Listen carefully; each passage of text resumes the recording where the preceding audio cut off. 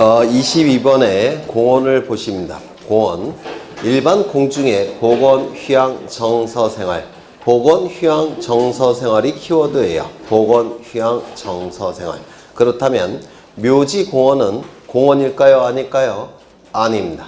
묘지 공원은 일반 공중의 보건, 휴양, 정서 생활이 주목적이 아니라 사체의 숭상, 제사, 숙모 이게 주목적이어서 묘지에 포인트가 있습니다. 따라서 묘지공원은 공원으로 볼 수가 없어요. 묘지가 되는 겁니다. 묘지공원은 공원이 아니라 묘지라는 것. 또한 국립공원, 도립공원 또는 국립공원이라는 게 있는데 국가에서 세운 공원, 국립공원, 설악산 국립공원 이런 것들을 얘기합니다. 도립공원, 남한산 도립공원, 도에서 세운 공원이겠죠. 군에서 세운 공원들. 이런 것들은 사람의 일반 공중의 보건, 휴양, 정서 생활이 주목적이 아니에요. 주목적이. 이러한 공원들은 자연 자체의 보존이 주된 목적입니다. 따라서 공원으로 볼 수는 없고 임야로 보게 됩니다. 임야. 사람의 보건, 휴양, 정서 생활이 주목적이 아니기 때문에 그렇습니다. 체육용지, 체육활동에 적합한 시설과 형태를 갖춘 이런 것들은 다 체육용지가 될 텐데 스키장, 승마장, 경륜장 이 정도는 암기하셔야 됩니다. 스키장, 승마장, 경륜장. 그 다음에 그 밑에 보시면 체육시설로서의 영속성과 독립성이 미흡한 정구장. 가운데 금을 걷어내면 끝나죠. 골프 연습장. 이거 바깥에 있는 금을 잘라내면 끝나죠. 실내 수영장. 물 빼버리면 끝나죠. 체육노장, 체육도장, 매트리스 빼버리면 끝날 테고 유수를 이용한 요트장, 카누장, 접안시설 도끼로 깨버리면 끝나죠. 살림하니 야영장, 이동식 화장실 치워버리면 끝나죠. 이런 것들은 영속성, 독립성을 갖추지 못했기 때문에 체육시설로서 볼 수가 없습니다. 이거 암기하셔야 돼요. 시험에 워낙 자주 나오니까 반드시 암기하셔야 됩니다. 그 다음에 유원지. 여기서 키워드는 종합적이라는 단어입니다. 종합적. 종합적 시설을 갖춘 수영장, 유선장, 낚시터, 어린이 놀이터 이런 것들은 종합적인 시설을 갖춘 것만 얘기하는 겁니다. 숙박시설 있어야 될 테고 또한 매점 같은 경우 있어야 될 테고 음식점도 있을 테고 이러한 어린이 놀이공간도 있어야 될 테고 이러한 종합적 시설을 갖춘 부지만 바로 유원지가 돼요. 그래서 거기 어린이 놀이터는 아파트 단지 안에 있는 어린이 놀이터를 얘기하는 게 아닙니다. 어린이 대공원 같은 걸 얘기하는 거예요. 낚시터도 그냥 낚시만 이렇게 할 수 있는 데를 얘기하는 건 아니에요. 다른 종합적 시설을 갖춘 부지를 얘기하는 겁니다. 그 다음에 경마장 정도는 반드시 외우셔야 돼요. 낚시터, 그 다음에 어린이 놀이터, 경마장 정도는 외우셔야 될 테고요. 유선장이라는 게 나와 있는데 유자는 놀다 유자입니다. 놀다 유자. 선은 배선자예요. 배, 선박. 장은 장수가 될 테고 배 타고 노는 곳을 얘기해요. 쉽게 얘기해서 유선장이라는 게 이런 건 전부 다 유원지로 보게 됩니다. 그 다음에 종교용지. 거기 첫째 줄에 향교가 나와 있죠. 향교도 종교용지에 포함시키고요. 하나 더 써놓죠. 사당. 사당도 종교용지 안에 포함을 시킵니다. 그 다음에 사적지. 사적지가 나와 있는데 문화재로 지정된 역사적, 유적, 고적, 기념물 등을 보존하기 위하여 구획된 토지. 다만 여기 꼭 외우셔야 되겠죠. 학교용지, 공원, 종교용지 등 다른 지목으로 된 토지에 있는 유적, 고적, 기념물 등을 보호하기 위하여 구획된 토지는 사적지에서 제외된다. 석가탑, 사적지가 될 수가 있겠죠. 근데 이 석가탑 부지는 사적지가 될 수가 없어요. 왜? 불국사 안에 설치가 됐으니까. 뭐 안에 포함을 시키는 겁니까? 종교용지 안에 포함을 시켜야 되겠죠. 묘지. 거기 첫째 줄을 보시면 묘지 공원이라고 나와 있죠. 이건 사람의 보건, 휴양, 정서 생활이 주목적이 아니에요. 따라서 묘지에 포인트가 있기 때문에 묘지로 보게 된다. 시험에 잘 나오죠. 그 다음에 셋째 줄 보시면 묘지의 관리를 위한 건축물의 부지는 이거는 건축물은 묘지의 필수 시설물로 볼 수가 없기 때문에 묘지 안에 포함시킬 수는 없고 별도의 지목 대가 돼야 됩니다. 잡종지, 다음의 토지는 잡종지가 될 텐데 다만 원상 회복을 조건으로 돌을 캐내는 것, 흙을 파내는 곳으로 허가된 토지는 잡종지에서 제외한다 라고 되어 있죠. 1번을 보시는데 그 옆에 1번 옆에 돌을 캐내는 것, 흙을 파내는 곳은 잡종지가 되죠.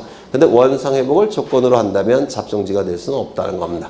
보통 돌이나 흙은 어디서도 캐내냐면 임야에서도 캐내죠. 자갈땅, 모래땅, 암석지, 황무지, 습지. 여기서 돌이나 흙을 캐낼 수도 있겠죠. 그러면 임야에서 돌이나 흙을 캐낼 때는 뭐 하라는 겁니까? 원상회복 시키라는 겁니다. 잡종지에서 돌이나 흙을 캐낼 때는 원상회복 시킬 수는 필요가 없지만 임야에서 돌이나 흙을 파낼 때는 원상회복을 시키라는 뜻입니다. 갈대밭. 가장 유사한 것은 밭이라는 표현이 있기 때문에 전이 될 수가 있겠죠. 그런데 전이 되기 위해서는 재배라는 문구가 있어야 돼요. 갈대를 재배하는 건 아니죠. 따라서 전이 될 수는 없습니다. 그렇다면 임야에 해당이 되느냐? 먼저 산림에 해당이 되느냐? 산림은 나무가 빽빽히 들어서 있어야 되죠. 그런데 갈대는 나무는 아니죠. 산림에 해당되지도 않을 겁니다. 그럼 원야에 해당이 되느냐? 뭔가 휑한 느낌이 나는 들판이 원야죠. 그렇죠. 근데 갈대가 있으니까 원야에 해당돼도 안 될 테고. 그러면 갈대밭은 전도 아니고 임야도 아니고. 그럼 뭐가 될 수밖에 없을까요? 잡종지가 될 수밖에 없을 겁니다.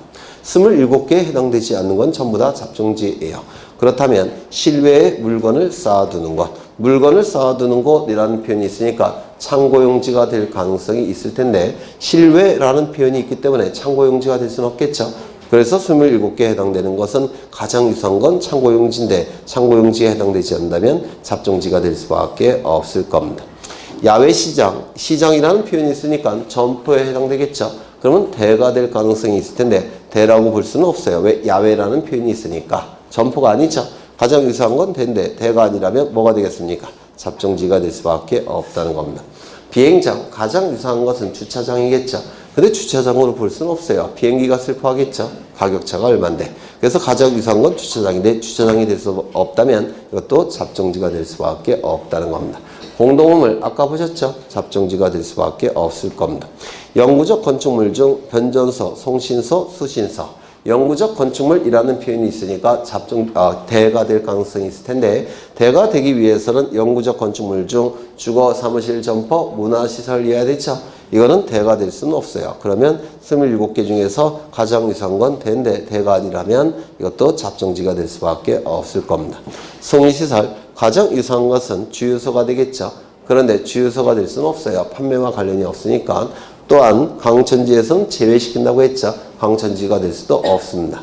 그러면 주유소도 될 수 없고 강천지도 될 수 없다면 어쩔 수 없이 잡종지가 될 수밖에 없습니다. 도축장, 가장 유사한 것은 이것도 목장용지가 될 텐데 목장용지가 될 수는 없겠죠. 목장용지는 키우는 것, 도축장은 죽이는 것. 따라서 어쩔 수 없이 잡종지가 될 수밖에 없다는 겁니다. 자동차 운전학원. 첫 번째 학교와 유사할 텐데 학교로 볼 수는 없죠. 학원이니까. 그렇죠.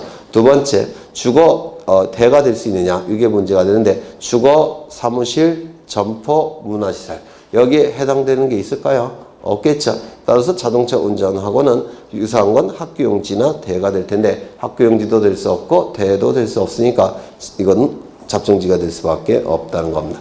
쓰레기 및 오물 처리장 등의 부지. 뭔가 잡스러운 느낌이 나죠. 잡종지가 될 겁니다.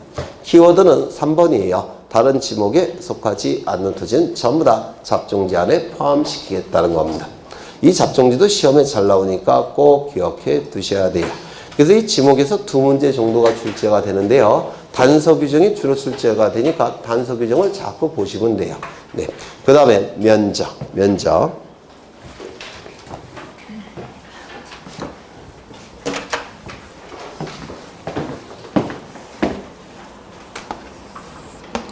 여기서부터 여기까지가 100번지 토지고요. 이 토지를 측량을 통해서 도면 위에 그리겠다는 겁니다. 이때 하는 측량을 뭐라고 부르냐면 평판 측량이라고 불러요. 경계를 그리는 측량을 평판 측량이라고 부릅니다. 요즘은 노트북 기능이 있는 전자평판을 주로 사용합니다.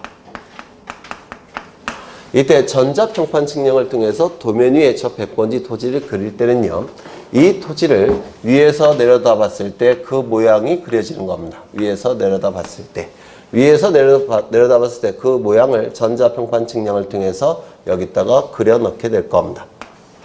이 도면 위에 경계가 그려지게 되면 이제 이 안의 넓이를 구하게 될 텐데 이 안의 넓이는 전자 면적 측정기라는 기구를 사용해서 면적을 구하게 됩니다. 면적을 측정하게 돼요. 전자면적 측정기는 이렇게 테니스 라켓처럼 생겼습니다. 이 전자면적 측정기를 통해서 눈으로 면적을 측정해내는 겁니다. 그런데 이 토지 위에 X축 설치가 되고 Y축이 설치가 되면 이 경계점이 뭐로 전환이 됩니까? 좌표값으로 전환되죠? 맞아요. 그렇죠. 그래서 좌표값이 구해지는 경우가 있습니다. 이 좌표값을 X좌표, Y좌표로 가는데 이 좌표값을 구하는 측량을 경위 측량이라고 불러요. 경도와 위도를 재는 기구라는 뜻입니다. 결국은 경도와 위도가 만나는 점이 좌표값이에요. 경위 측량을 통해서 여기 수치들이 등록이 됩니다. 좌표값이 구해지게 돼요. 그러면 이 경위 측량을 통해서 구해진 이 좌표값을 컴퓨터에 입력을 합니다. 컴퓨터에 입력을 해서 컴퓨터가 면적을 계산해 내버립니다. 이를 좌표면적 계산법이라고 불러요. 이 좌표면적 계산법을 사용해서 면적을 측정해 냅니다. 어느 것이 더 정밀할까요? 이 아래쪽이 훨씬 정밀한 겁니다. 이때 이 두 가지 방법을 통해서 구해진 면적은 토지 대장과 임야 대장에만 등록을 합니다. 다른 데는 등록하지 않습니다. 꼭 외워두셔야 돼요. 그 다음에 여기서 이 모양은 토지를 위에서 내려다 봤을 때 그 모양을 여기다가 그리는 건데요. 토지를 위에서 내려다 보면 높은 부분과 낮은 부분이 구분이 안 됩니다.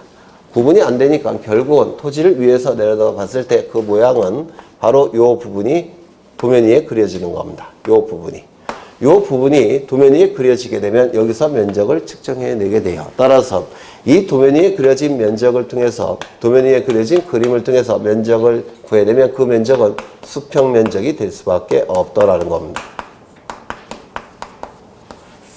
그래서 우리가 얘기하는 면적은 도면상의 면적을 의미하기 때문에 수평 면적을 얘기하는 겁니다.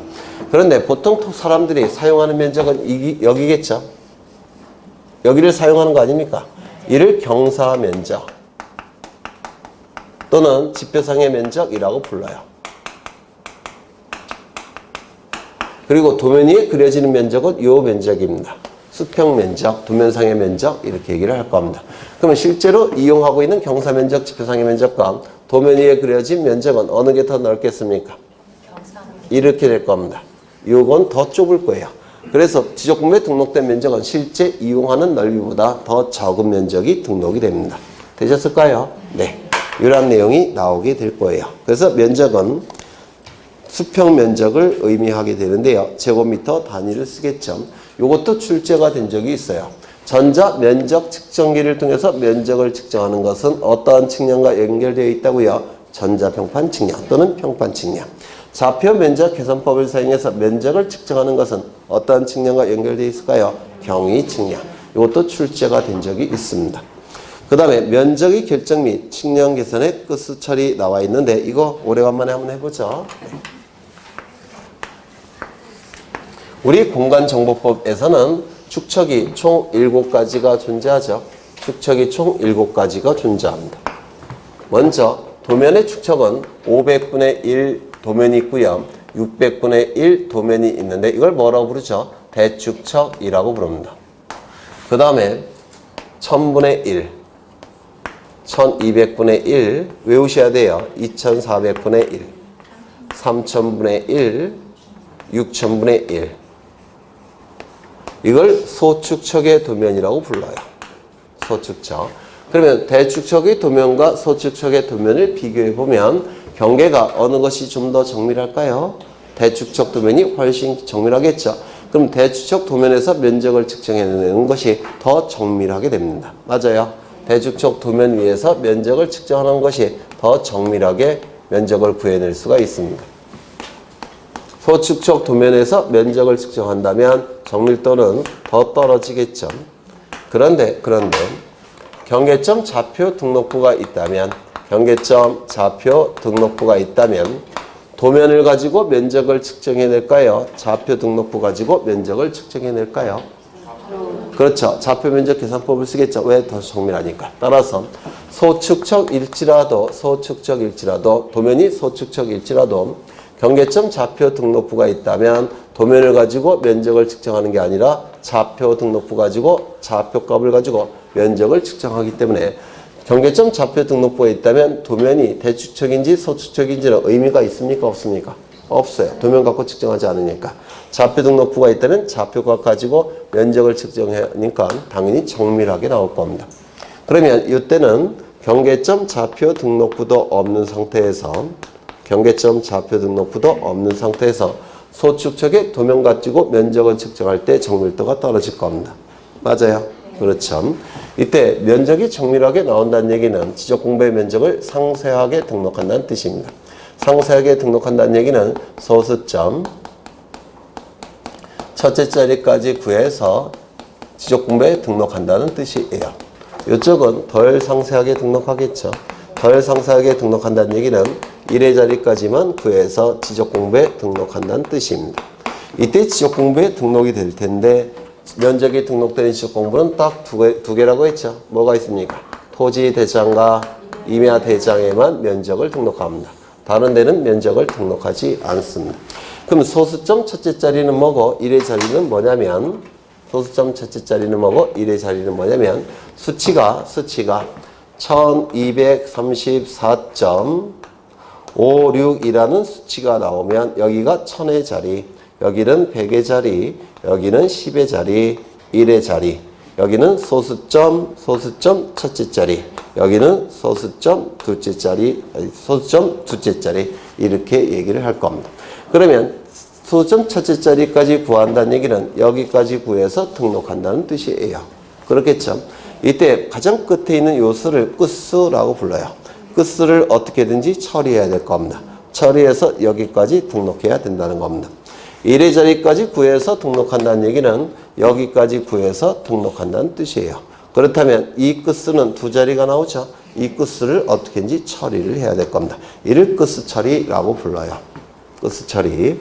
그런데 이 소수점 첫째 자리는 1제곱미터 이하 한 자리 이렇게도 부릅니다. 소수점 첫째 자리를 1제곱미터 이하 한 자리. 그래서 이 소수점 첫째 자리와 1제곱미터 이하 한 자리는 같은 뜻입니다. 1은 보통 생략을 합니다. 그래서 제곱미터 이하 한 자리, 소수점 첫째 자리 같은 뜻이 돼요. 이거 같다는 걸 알고 계셔야 돼요. 어떤 용어로 출제될지 모르니까. 그러면 수치가 이렇게 나오고 있을 때 수치들이 나옵니다. 여기가 소수점. 수치들이 이렇게 나올 텐데 여기도 마찬가지겠죠. 수치들이 이렇게 나올 겁니다. 그러면 위에서는 소수점 첫째 자리까지 구해서 등록하는 거니까 여기가 소수점이죠. 첫째 자리 여기까지 구해서 등록을 하는 겁니다. 그러면 여기까지 구해서 등록하는 건데 여기를 뭐라고 부르냐면 구하고자 하는 끝자리수라고 불러요. 이걸 뭐라고 부를까요? 끝수라고 부릅니다. 이 끝수를 어떻게든지 처리를 해야 됩니다. 여기든 1의 자리까지 구해서 등록하는 거죠. 그렇죠. 그럼 여기까지 구해서 등록합니다. 그럼 이걸 뭐라 부른다고요? 구하고자 하는. 왜요? 잘못됐어요. 네?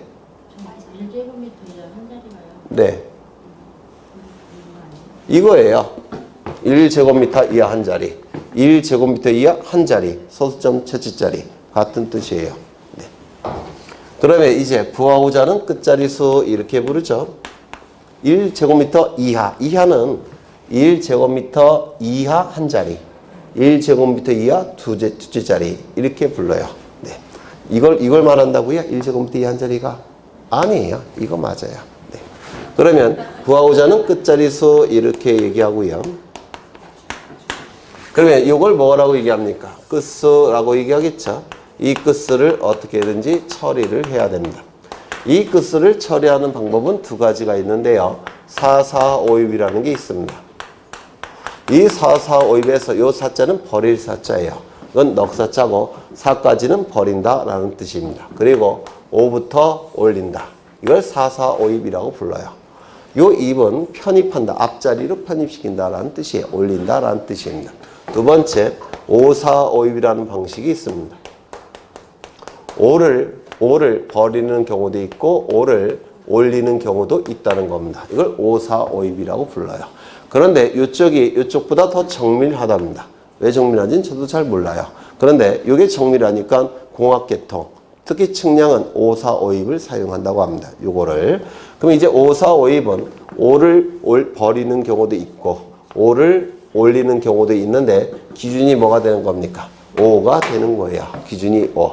끝수 처리의 기준이 뭐라고요? 5. 그러면 여기 이 자릿수에 1, 2, 3, 4가 나오면 버리고 6, 7, 8, 9가 나오면 무조건 올립니다. 그런데 5가 나왔을 때는 올리는 경우도 있고 버리는 경우도 있더라는 겁니다. 이를 5, 4, 5입이라고 불러요. 그러면 올리는 경우는 언제고 버리는 경우는 언제냐면 구하고자 하는 끝자리 숫자가 홀수일 때는 이 5를 올려서 짝수화시킵니다. 짝수로 바꿔줘요. 여기가 0이나 짝수라고 한다면 이 5를 올리게 되면 이게 홀수가 돼버려요. 홀수가 나오는 걸 싫어합니다. 그래서 이 5를 버려서 짝수를 유지시키는 겁니다. 이걸 5, 4, 5입이라고 부르는데요.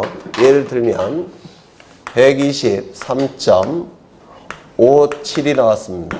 여기가 구하고자 하는 끝자리 숫자죠. 이 끝수를 처리해야 되는데 처리의 기준은 5. 5보다 큰 수가 나왔으니까 무조건 올립니다.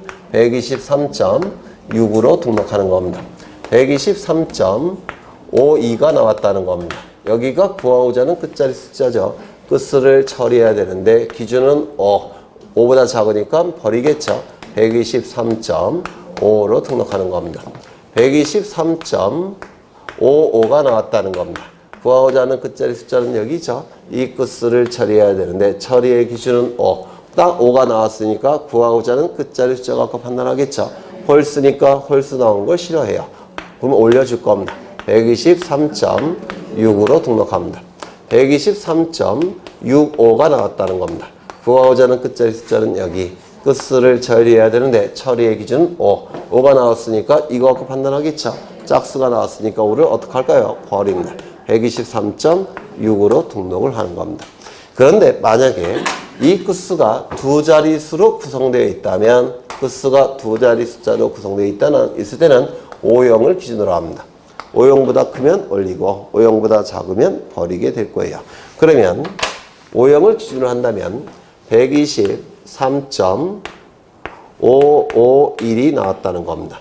구하고자 하는 끝자리 숫자는 여기죠. 끝수를 처리해야 되는데 두 자릿수가 나왔죠. 이때는 5형을 기준으로 합니다. 5형보다 크니까 어떻게 할까요? 올려줍니다. 123.6으로 등록하는 겁니다. 123.549가 나왔다는 겁니다. 구하고자 하는 끝자리 숫자는 여기죠. 이 끝수 처리의 기준은 두 자리가 나왔으니까 5형을 기준으로 해요. 5형보다 작은 수가 나왔으니까 얼마로 등록합니까? 123.5로 등록하는 겁니다. 이를 5, 4, 5입이라고 불러요. 여기도 마찬가지겠죠. 여기까지 구해서 등록하는 건데 이 끝수를 처리해야 되는데 처리의 기준은 뭐라고요? 두 자리 숫자니까 5형을 기준으로 하겠죠. 5형보다 큰 수면 올리고 5형보다 작은 수면 버리고 5형일 때는 마지막에 있는 0은 보통 표기를 안 하죠.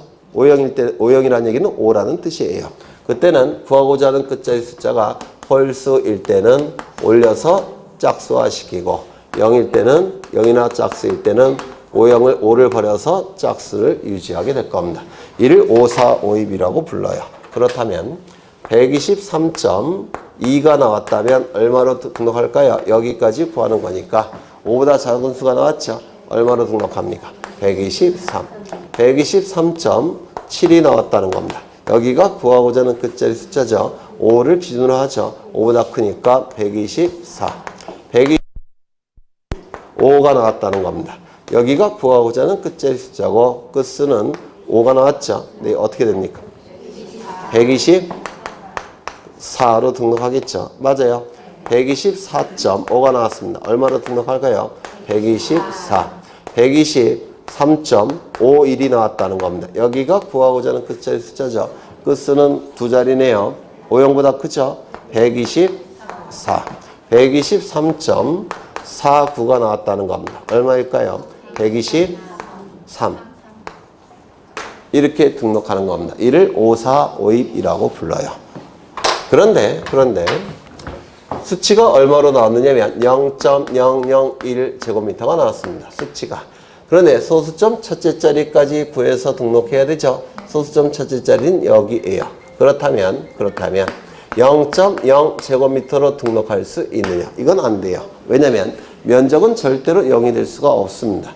따라서 소수점 첫째 자리 중에서 가장 작은 수라도 나와야 됩니다. 0.1제곱미터로 등록합니다. 이를 최소 면적이라고 불러요. 지적공부에 등록되는 가장 작은 면적이라는 겁니다. 여기도 마찬가지겠죠. 0.001 이렇게 나왔다는 겁니다. 1의 자리까지는 무조건 구해서 등록해야 되는데 1의 자리는 0이죠. 그렇다면 지적공부에 0제곱미터로 등록할 수 있냐? 그럼 불가능해요. 면적은 0이 될 수는 없습니다. 따라서 1의 자리 중에서 가장 작은 숫자라도 등록해야 됩니다. 이를 최소 면적이라고 불러요. 최소 면적. 네, 요 정도 보시면 되는 겁니다. 그 다음에 이런 건 이제 5, 4, 5인만 하시면 이게 한 문제 정도가 출제가 되는데 암산하실 수도 있을 겁니다. 그 다음에 면적 측정의 대상이 나오는데 면적 측정의 대상 거기 면적 측정을 하는 경우 이것도 외우시는 게 아니라 출제는 됩니다. 자주 돼요. 그런데 이거는 외우는 게 아니라 개념을 알고 계시면 면적을 다시 측정해야 된다는 걸 아실 수가 있어요. 첫 번째, 지적공부의 복구. 지적공부가 멸실훼손됐을 때 다시 만드는 것을 지적공부의 복구라고 얘기하죠. 대장도 없어졌고 도면도 없어졌다는 겁니다. 대장도 없어지고 도면도 없어졌다면 도면을 다시 그려야 되겠죠. 맞아요. 도면을 다시 그린 다음에 그 도면 위에 등록된 경계를 가지고 면적도 다시 측정해서 대장을 다시 만들 때 등록해야 됩니다. 그래서 지적공부의 복구는 면적 측정이 필요합니다. 도면도 없어졌고 대장도 없어졌으니까 도면 다시 그려야 되겠죠. 다시 그렸으면 이제 거기서 면적을 측정해서 대장을 다시 만들 때 등록해야 될 겁니다. 두 번째, 신규 등록. 한 번도 지적공부에 등록된 적이 없는 토지를 지적공부에 맨 처음에 등록하는 걸 신규 등록이라고 얘기하죠. 그러면 도면도 그려야 될 테고 도면이 그려지면 면적을 구해내야 되겠죠. 구해내서 대장 만들 때 등록해야 될 겁니다. 그 다음에 등록전환. 임야대장 임야도에 등록된 토지를 토지대장 지적도에 옮겨서 등록하는 것을 등록전환이라고 하죠. 임야도는 보통 축척이 6,000분의 1이에요. 지적도는 축척이 보통 600분의 1입니다. 어느 것이 더 정밀할까요? 지적도가 훨씬 정밀하겠죠. 따라서 면적도 달라지겠죠. 보다 정밀한 경계가 그려질 테니까 다시 면적을 측정해야 될 겁니다. 분할. 한 필지 토지를 두 필지 이상으로 나눠서 지적공부에 등록하는 걸 분할이라고 하는데 경계가 가운데 새로 그려졌으면 면적도 쪼개줘야 되겠죠. 면적을 다시 측정해서 등록을 할 겁니다. 축적 변경. 소축척의 지적도를 대축척의 지적도로 옮겨서 등록하는 것을 축적 변경이라고 얘기하죠. 소축척과 대축척의 지적도를 비교해보면 어느 것이 더 정밀합니까? 대축척의 지적도가 훨씬 정밀하겠죠. 면적이 보다 정밀하게 구해줘야 될 겁니다. 전부 다 면적 측정이 필요할 수밖에 없습니다. 지적공부의 등록사안 중 면적을 정정하는 경우 면적에 오류가 있어서 면적을 고쳐야 되겠다는 겁니다. 다시 정확한 면적을 구해서 등록해야 되겠죠. 따라서 면적 측정이 필요할 겁니다. 그 다음에 경계를 정정하는 경우 경계가 달라졌다면 면적도 달라지겠죠. 면적 측정이 필요하게 될 겁니다. 도시개발 사업. 도시개발 사업이 이루어지면 토지가 바둑판 모양으로 바뀌죠. 따라서 경계가 달라지니까 면적을 다시 측정해야 될 겁니다. 경계복원 측량 및 지적현황 측량. 이거는 대표적인 복원 단계의 측량이라고 했죠. 복원 단계의 측량이니까 원칙적으로 면적 측정을 할 필요가 없습니다. 다만 지적공부에 등록된 면적이 잘못 등록된 상태라고 한다면 고친 다음에 복원해야 되겠죠. 그건 어디까지나 예외예요. 그래서 이 경계복원 측량, 지적현황 측량은 면적 측정이 수반되는 경우 요 문구가 있어야지만 면적 측정하는 것이고 면적 측정이 수반되는 경우 요 문구가 없다면 면적 측정하지 않습니다. 오른쪽을 보시면 3번에 경계복원 측량과 지적현황 측량의 경우에는 원칙이 면적 측정한다 안 한다? 안 한다. 왜? 복원 단계의 측량이니까. 그 다음에 그 위에 면적 측정을 필요로 하지 않는 경우가 있는데 토지 경계 위치 정정 측량의 경우 이것 좀 기억하셔야 돼요. 여기에 도면이 그려져 있고요. 두 필지 토지가 존재합니다. 요건 100번지 토지고 여기는 101번지 토지인데 별도의 토지니까 토지대장이 따로 존재하겠죠. 토지대장이 따로 존재할 겁니다. 이 토지대장의 면적이 얼마로 등록됐느냐면 100제곱미터로 등록된 상태고 여기도 100제곱미터로 등록된 상태입니다. 그리고 여기에 등록된 면적은 정확하다는 것이 이미 다른 자료를 통해서 증명이 된 상태입니다. 여기에 등록된 면적은 정확하다는 것이 증명된 상태예요. 그럼 뭐가 잘못된 겁니까? 네? 여기 보시면 눈으로 딱 보니까 이게 좁잖아요. 이게 넓잖아요. 뭐가 잘못된 거예요? 경계가 잘못된 거죠? 이건 잘못된 게 아니니까. 그러면 이거를 옮겨야 될 겁니다. 이쪽으로 가운데로. 맞아요. 그러면 이 경계를 이쪽에 옮긴 다음에 면적을 측정할 필요가 있을까요? 없을까요? 네? 이미 정확하다는 게 증명이 됐는데 뭐하러 면적 측정합니까? 맞죠? 그래서 이때는 경계 위치만 정정한다 이렇게 얘기합니다. 경계 위치만 정정한다. 그러면 이때 이 도면에 경계를 그릴 때 측량을 할까요? 안 할까요? 하겠죠. 도면의 경계를 그릴 때 무조건 정확하게 그려야 되니까 측량이 필요해요. 이걸 경계 위치 정정 측량이라고 부릅니다. 위치 정정 측량은 필요하지만 면적 측정은 한다 안 한다? 안 한다. 그렇죠. 경계 위치 정정 측량은 필요해요. 경계를 새로 그려야 되니까. 하지만 면적 측정은 하지 않을 겁니다. 그래서 토지 경계 위치 정정만 하는 측량의 경우에는 면적 측정이 필요가 없습니다. 합병, 두 필지 토지를 한 필지로 합쳐서 지적공부에 등록하는 것을 합병이라고 얘기하죠. 그러면 우리가 면적 측정하는 방법은 이 두 가지 방법만 사용해요. 다른 방법은 쓸 수가 없습니다. 그러면 합병을 한 다음에 이 두 가지 방법을 통해서 면적을 다시 측정할 필요가 있습니까? 없습니다. 왜? 덧셈만 하면 되니까. 지목 변경이나 지번 변경 같은 경우는 면적 경계 좌표와 관련이 없죠. 그래서 지목 변경이나 뭐 지번 변경 이런 것들은 면적 측정할 이유가 없습니다.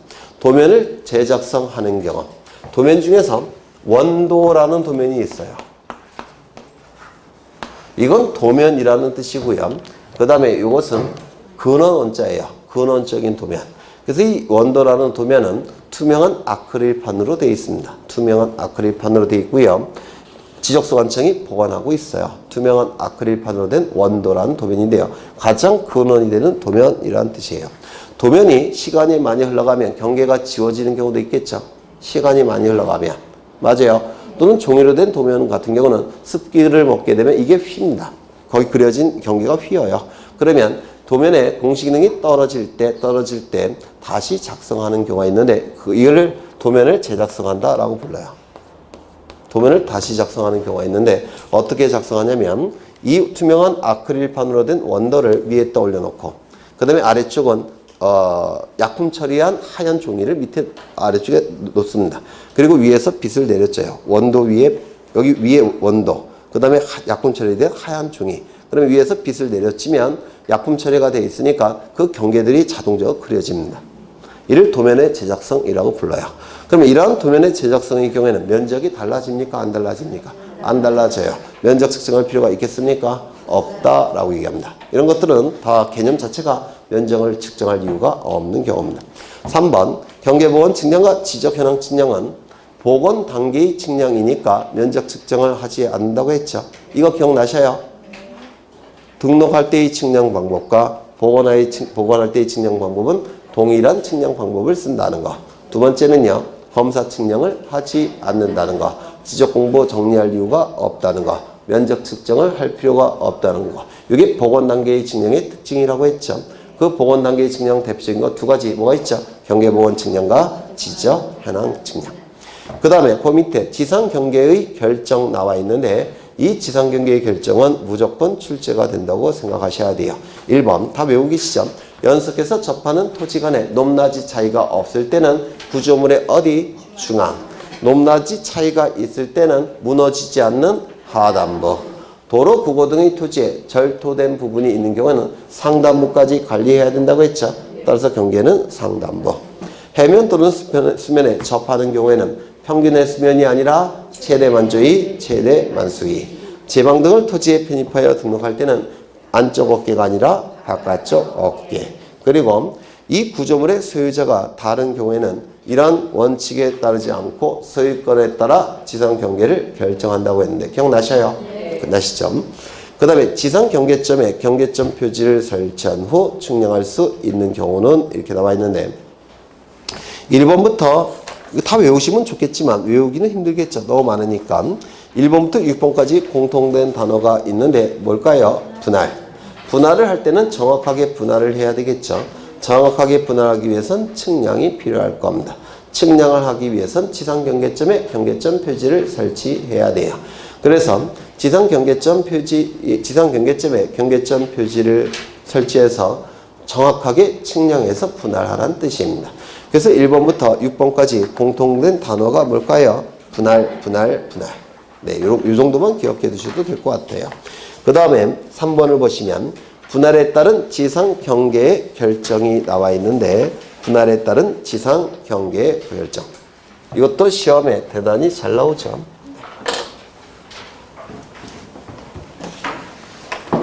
여기 한 필지 토지가 존재하는데 이 토지 위에 지상 건축물이 있더라는 겁니다. 이때 이 토지를 분할할 때는 이렇게 분할해서는 안 된다는 겁니다. 이렇게 하든지 이렇게 하든지 이렇게 하든지 지상 건축물을 걸리게끔 분할할 수는 없습니다. 이게 원칙이에요. 다만 예외적으로 지상 건축물을 걸리게끔 분할할 수 있는 경우가 4가지 있었죠. 4가지 반드시 외우셔야 돼요. 첫 번째, 법원의 확정 판결이 있는 경우. 두 번째, 공공사업. 세 번째, 도시개발사업. 네 번째, 도시군 관리계획서. 기억나시죠? 이 공공사업이라는 단어가 나오면 반드시 뒤따르는 지목 8개가 있었죠. 철, 제, 전, 구, 유, 수, 학, 도. 지목이 부어져 철도용지, 제방, 하천, 국어, 유지, 수도용지, 학교용지, 도로. 공공사업이라는 단어만 나오면 반드시 8개의 지목이 나와야 된다고 했죠. 따라서 여기에 묘지 같은 거 하나 집어넣고 틀린 지문으로 만듭니다. 그래서 좀 기억해 두셔야 될 거예요. 그 다음에 도시개발 사업 등 시행지역의 경계 결정 나와 있는데 도시개발 사업 등이 완료되어 실시되는 지적재조사 사업에 따른 지적 확정 측량의 경계는 공사가 완료된 현재의 상황대로 결정하되 공사가 완료된 현재의 상황이 사업 계획도와 다를 때는 알려줘야 되겠죠. 네가 한 거 잘못했다고 알려줘야 되겠죠. 따라서 사업 시행자에게 사실을 통지하여야 한다. 이거 좀 기억해 두십니다. 그 다음에 지상경계의 구분. 토지의 지상경계는 또 담장 그 밖에 구역의 목표가 될 만한 구조물 및 경계점 표지로 구분한다. 이건 지표상의 경계를 얘기하는 거죠. 도면상의 경계가 아니라 지표상의 경계인데요. 이거는 시험에서 5개의 지문 중에서 하나로 자꾸 출제합니다. 작년에도 출제가 됐어요. 물론 정답으로 나오진 않는데요. 구성이 되니까 좀 기억해 두십니다. 지상경계점 등록부가 나오고 있는데 지적소관청 밑줄, 지상경계를 새로 정한 경우 밑줄, 그리고 지상경계점 등록부 밑줄, 하여야 한다 밑줄. 지상경계를 새로 정한 경우에는 지적소관청은 지상경계점 등록부를 반드시 작성하고 관리할 의무가 있습니다. 언제? 지상경계를 새로 정한 경우에는.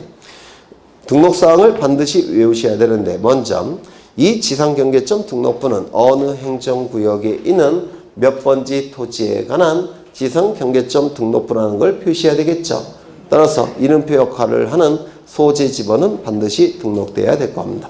이름표 역할을 하는 소재 지번은 등록이 돼야 될 테고요.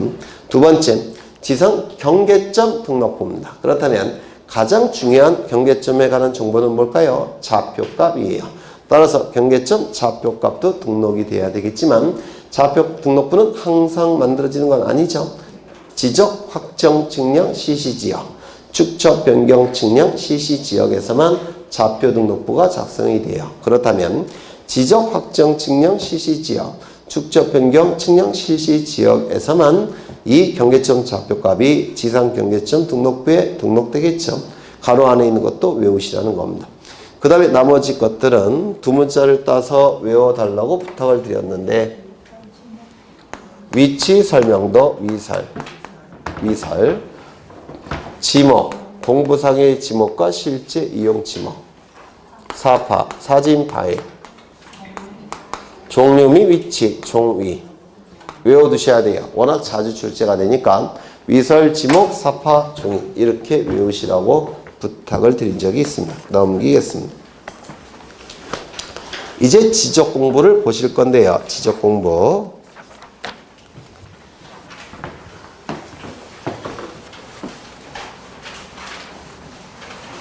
이 지적 공부의 등록사항이 2문제 정도가 출제가 돼요. 그래서 오늘 하신 것 중에서 5문제 정도는 오늘 하신 거에서 나오는 겁니다. 체하, 지번, 무조건 출제가 되죠. 지목, 무조건 2문제가 출제가 되죠. 또 뭐가 있습니까? 이거 지적 공부의 등록사항 2문제 이상이 무조건 출제가 됩니다. 공간정보법은 나오는 게 뻔해요. 네.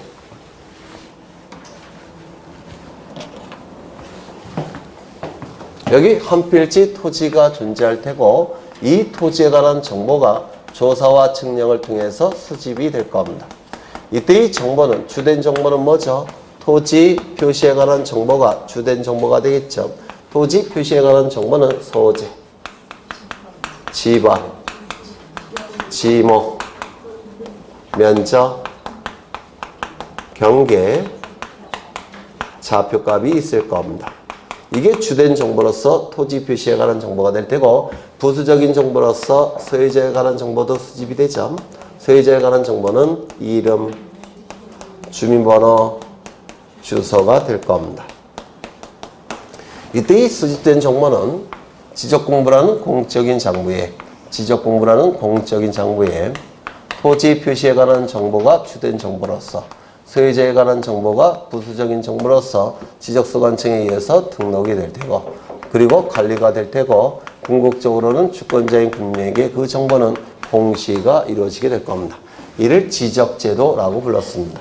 이때 이 지적공부는 크게 2가지 종류가 있죠. 첫 번째, 눈으로 볼 수 있는 가시적 지적공부. 이 가시적 지적공부는 종이 형태의 지적공부를 얘기하죠. 이 가시적 지적공부를 정보 처리 시스템을 통하여 기록하고 저장한 형태의 지적 공부가 있는데 이를 뭐라고 불렀습니까? 불가시적 지적 공부라고 불렀죠. 불가시적 지적 공부라고 부릅니다. 이 불가시적 지적 공부는 컴퓨터 파일 형태로 만들어진 지적 공부를 의미한다고 했습니다. 이 가시적 지적 공부도 3가지 형태가 있죠. 첫 번째, 대장 형태. 이 대장 형태는 문자로 구성되어 있는 지적 공부를 얘기해요. 2번째, 도면 형태. 그림으로 만들어진 지적 공부를 얘기하겠죠. 3번째, 2가지 성격을 다 가지고 있는 경계점, 좌표, 등록부. 대장 형태는 4가지가 있죠. 문자로 구성된 정보는 4가지가 있습니다. 토지 대장, 이외 대장, 공유지, 연명부, 그리고 대지권, 등록부. 이건 전부 다 공통점이 문자 형태로 작성된 지적 공부예요. 도면 형태의 지적 공부는 지적도 그리고 임야도가 있을 겁니다. 그리고 좌표 등록부는 2가지 성격을 다 가지고 있는 중간적 성격의 장부다라고 얘기했죠. 이거는 종이 형태로 만들어져 있기 때문에 이걸 한 권으로 만들면 너무 두터워져요. 그래서 별책으로 만들게 될 겁니다. 그래서 7가지가 존재하는 겁니다. 이거는 용량이 크니까 하나로 만들 수가 있겠죠. 그래서 7가지 하나, 총 8개의 지적 공부가 있다 이렇게 얘기를 할 겁니다. 그럼 이러한 각각의 지적 공부에 등록되는 사항들, 등록되는 정보가 출제가 되는데 다 외우고 계셔야 돼요. 소재 지번은 이 지적 공부는 어느 행정구역에 있는 몇 번지 토지에 관한 소재 지번이다. 아니 몇 번지 토지에 관한 지적 공부다라는 걸 여기다 표시해 줘야 돼요. 따라서 모든 지적 공부에는 소재 지번이 이름표로서 다 등록이 돼야 됩니다. 아까 지상경계점 등록부도 소재 지번이 등록돼야 된다고 했죠. 어느 행정구역에 있는 몇 번지 토지에 대한 지상경계점 등록부라는 걸 밝혀야 되기 때문에 소재 지번은 모든 지적공부나 장부에 다 등록되어 있어야 돼요. 그 다음에 지목이 등록되는 지적공부는 4군데죠. 토지 대장, 임야 대장. 여기서는 정식 명칭으로 등록을 하고 지적도와 임야도에서는 부호로 등록을 하죠. 부호를 만드는 방법은 24개는 두문자, 4개는 차문자. 차문자는 주차장, 공장용지, 하천 유원지가 될 겁니다. 면적이 등록되는 지적 공부는 아까 보셨는데 딱 두 군데만 등록한다고 했죠. 두 군데가 뭐죠? 토지대장과 임야대장에만 등록이 될 테고요. 경계는 직선인데 직선은 그림 형태의 정보죠. 그림 형태의 지적 공부에 등록이 될 겁니다. 어딜까요? 지적도와 임야도에 등록이 되겠죠. 좌표값은 당연히 어디에만 등록이 될까요? 경계점 좌표 등록부에만 등록이 될 겁니다. 소유자에 관한 정보는 좌표 형태의 정보인가요? 아닌가요? 아니죠. 그림 형태의 정보인가요? 아닌가요? 아니죠. 문자 형태의 정보겠죠. 따라서 문자 형태의 지적 공부에 등록합니다. 토지 대장, 임야 대장, 공유지 연명부, 그리고 대지권 등록부에 등록이 되는데요. 이 소유자에 관한 정보는 이름, 주민번호, 주소도 있지만 또 뭐가 있느냐면 소유자 변경일과 그 원인, 소유자 변경 날짜와 그 원인, 이것도 소유자에 관한 정보예요.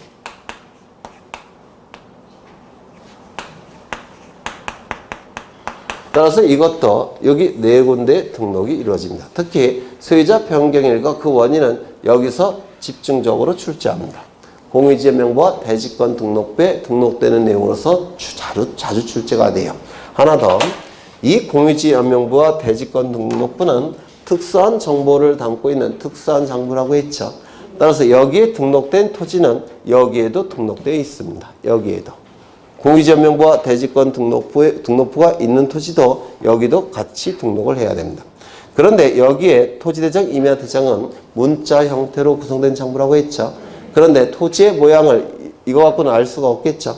따라서 토지대장, 임야대장에는 이 토지의 모양을 알고 싶다면 이 번호를 찾아가 봐라는 의미에서 도면 번호를 등록합니다. 여기다가. 그럼 여기에 도면 번호가 등록이 되니까 이 공유지 연명부에는 도면 번호가 등록될 이유가 있을까요? 없을까요? 없습니다. 그래서 이 도면 번호는 공유지 연명부와 대지권 등록부에서만 등록되지 않습니다. 다른 데는 다 등록이 돼요. 다시요.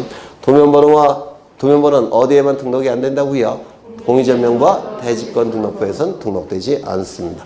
그 다음에 지목이 등록되는 지적공부와 축척이 등록되는 지적공부는 일치한다고 했죠. 그래서 축지법 이렇게 외워달라고 부탁을 드린 적이 있어요. 그래서 축척이 등록된 지적공부는 어디입니까? 토지대장, 임야대장, 지적도, 임야도에만 축척이 등록이 될 겁니다. 그 다음에 몇 가지를 따로 외우셔야 되는데 공유지부는 어디에만 등록이 된다고 했죠. 공유라는 표현이 있으니까 공유지 연명부에는 등록이 될 테고요. 대지권이 될 수 있는 권리는 소유권, 지상권, 전세권, 임차권이죠. 그러면 대지권이 소유권 형태일 때는 대지권의 비율은 공유지분 형태겠죠. 따라서 이 공유지분은 대지권 등록부에도 등록이 됩니다. 대지권이 소유권일 때 대지권은 비율 형태로 존재하니까 소유권의 지분 형태겠죠. 따라서 이때는 대지권 등록부에도 등록이 되고요. 대지권 비율은 어디에 등록이 된다고 했죠? 그렇죠. 대지권 비율은 대지권 등록부에만 등록이 된다고 했죠. 하나 더. 토지대장과 임야대장에 등록되는 특수한 정보들이 있는데 이거 시험에 대단히 잘 나온다고 했죠.